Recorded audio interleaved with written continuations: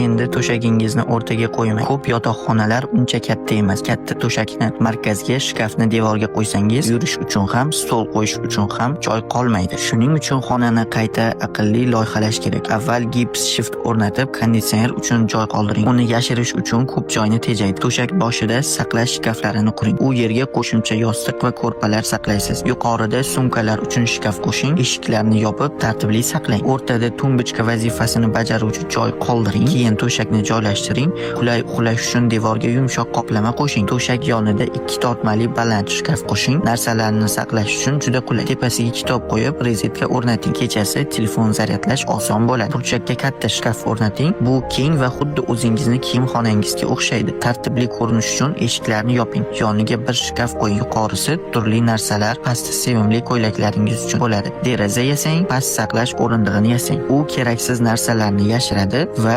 shaxsiy buyumlar uchun tortmalari bor. Yoniga stol qo'ying, tortmalar qo'shing, ustiga kitob javonni o'rnating. Yaqiniga tez yonish uchun qora taxtani osing. Bu tartib bilan xonangizda ko'p joy va qulay burchak harakatlanish uchun yordam beradi. Ko'proq uy dizayni va uy-joy bo'yicha ma'lumot olish